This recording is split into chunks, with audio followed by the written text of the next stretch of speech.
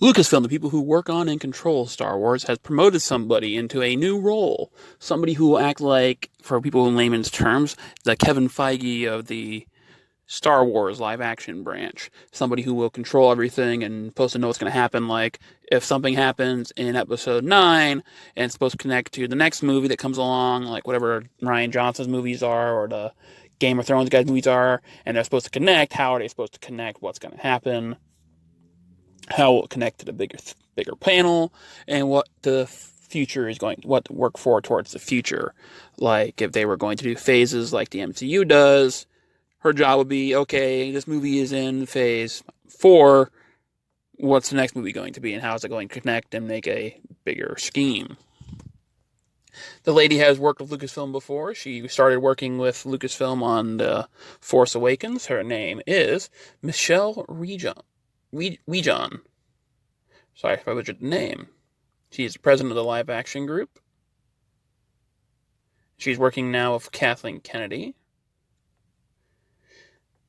She worked with JJ on Super 8 as well, as Into Darkness as the co-producer. And she was the co-producer on The Force Awakens, and she was producing with Abrams on Rise of Skywalker. And as we saw how Kennedy gave Johnson the trilogy with The Last Jedi, if you work really well with her, she will give you positions. She will hire you. So, if the lady has, because this thing says we haven't even seen what she's done. We have, because she was the co-producer on The Force Awakens.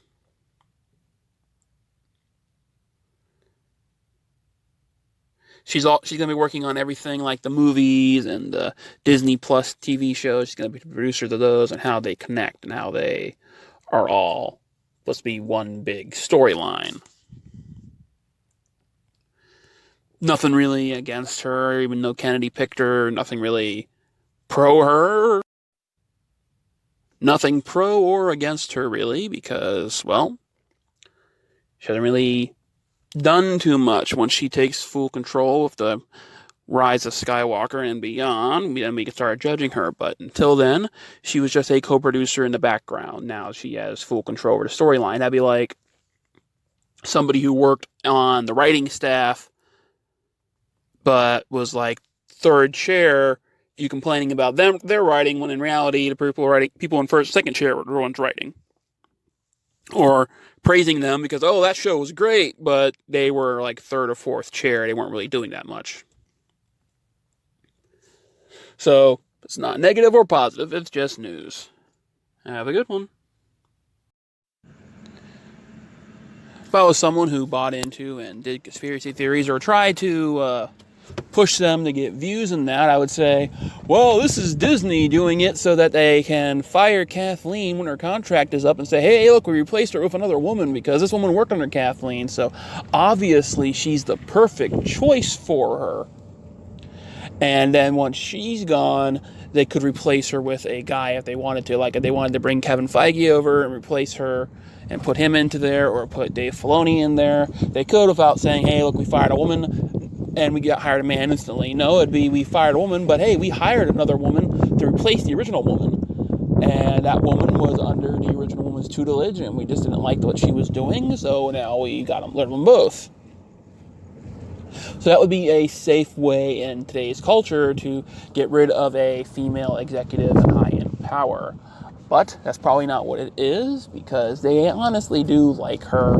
Disney, the CEO, and all them. They might not like her politics and everything, but they like her as a person. They like her as a producer, Kathleen, not this woman.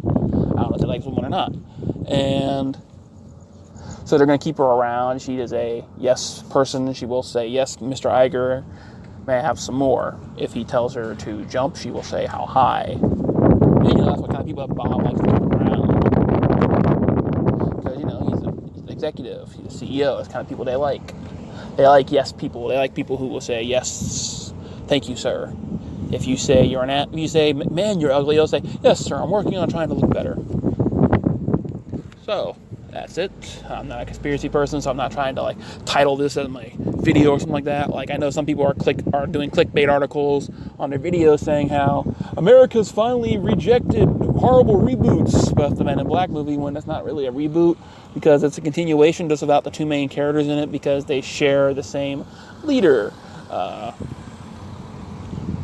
Thompson is still in her role as what Zed was when Zed died in the third movie, or before the third movie, and she took over. So now she's still in charge of the American branch, and then she sends the other new girl off to Britain for some reason or another. I haven't seen the movie yet, honestly, but people are posting those clickbait articles about how, oh, this is a reboot and it's failed. Finally, a reboot failed. Lots of reboots have failed. The Jack Ryan reboot, for the movies at least, failed. The RoboCop reboot failed.